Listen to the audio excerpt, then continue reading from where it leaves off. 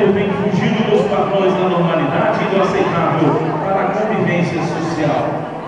Todos certamente guardam na memória situações relacionadas com a lembrança de algum fato ocorrido no ambiente escolar, de um comportamento exaltado e agressivo por parte dos estudantes. E a escola, que recebe a todos, deve estimular e desenvolver nos seus alunos a educação moral, considerando os limites, a disciplina e a ética, prezando por um espaço de qualidade de educação, boa convivência, respeito e amor ao próximo. Para abordar a temática, a importância do processo de educação moral dos alunos, o valor da disciplina e a questão dos limites, ele, sacerdote católico, artista, escritor, professor universitário e apresentador brasileiro, como cantor gravou 10 discos ao todo em sua carreira, já tendo vendido mais de 2 milhões de cópias, além de 500 mil livros. Como professor universitário, lecionou teologia, atualmente apresenta o programa Direção Espiritual, transmitido pela TV Canção Nova. De pé, acolhemos com alegria e honra, Padre Fábio.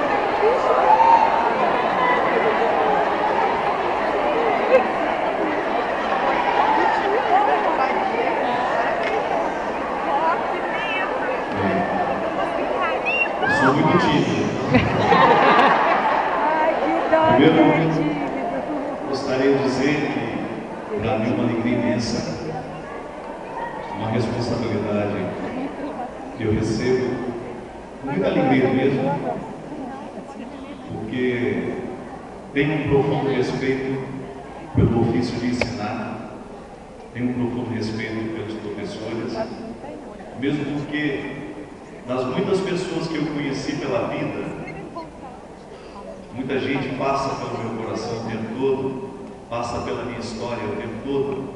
Eu confesso que as minhas maiores saudades são as pessoas que me agregaram, são aquelas que um dia me ensinaram, são aquelas que um dia entraram na minha vida e de alguma forma deixaram um conhecimento que modificava o meu ser. Então é hoje, com muita reverência, eu tenho a oportunidade de passar a parte desse domingo aqui com vocês. Muito obrigado.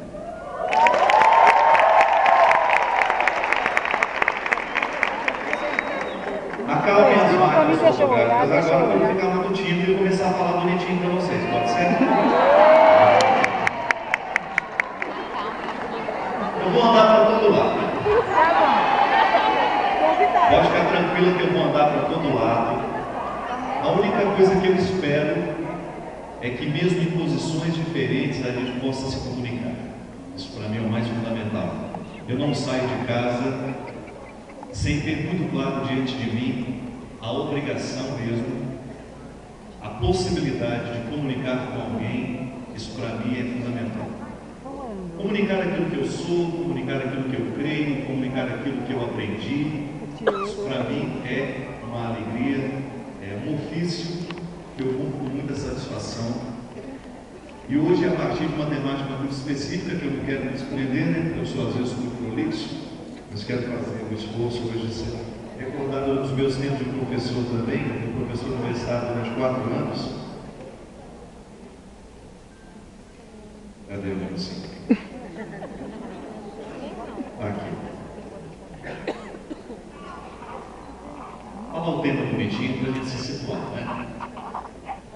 A importância do processo de educação moral dos alunos, o valor da disciplina e a questão dos limites. Eu começaria dizendo para vocês que eu me recordo e de todo esse currículo que falaram aí, de tudo que eu sou, o que eu mais prezo é ser filho da Dona Ana. Vocês vão falar, mas antes de qualquer coisa, eu sou filho da Dona Ana, uma mulher que eu considero muito sábia, muito simples, que não teve a oportunidade da escolarização que nós tivemos. E a minha mãe, desde muito pequeno, eu escutava de vez em quando a minha mãe falando para algumas amigas, falando para nós, e ela sempre usava uma expressão que marcou muito a minha vida.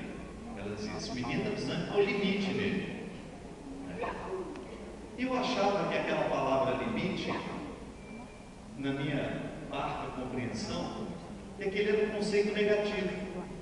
Porque toda vez que a minha mãe falava que nós usávamos de limite, é porque de alguma maneira a gente estava querendo se exercer nas possibilidades de atravessar um muro, de nadar no rio, de jogar no futebol numa hora que não podia, ou de não fazer o que se deveria fazer. E eu fiquei com aquela palavra limite sempre a partir de um conceito muito negativo. Acreditava que o limite fosse algo muito ruim. Se alguém precisa colocar limite, então é estabelecer coisas ruins para que ele esteja de acordo com o que eu espero. E a minha surpresa foi quando eu comecei a mergulhar, sobretudo na filosofia, que o curso de filosofia abriu muito a minha cabeça e me fez um bem danado. Eu fui descobrir que o conceito de limite está diretamente ligado a uma condição antropológica, e é a primeira que nós experimentamos na vida, é justamente a condição da precariedade humana. Eu nasço precário, você nasce precário. A gente sabe que o ser humano é o mais inacabado de todas as espécies. Nós nascemos sem condições nenhuma de sobrevivência, porque nós somos limitados. E quando eu comecei a adentrar o contexto do limite, saindo desse senso comum que a minha mãe dizia, e que de alguma maneira me reportava a alguma coisa que fosse negativa, eu comecei a entender que na sombra do limite há uma dimensão muito positiva, que a gente vai percebendo à medida em que nós o experimentamos do jeito certo. A partir do limite nasce a experiência do cuidado. Toda vez que uma mãe está diante de um filho que tem limites, isto é, ele não tem condições de levantar do berço e preparar a mamadeira dele. Aliás, quem dera tivesse bebê assim, né? Imagina, você sentado no sofá, vendo um filmezinho à noite, passa a criança de madrugada, um momento, fica tranquilo, eu estou só indo fazer a minha mamadeira e já volto para o berço. Você, porque ama, olha no limite do filho de não ser capaz de buscar a sustentabilidade ou buscar o sustento para a sua necessidade. Você, por um impulso natural, você cuida. Interessante isso.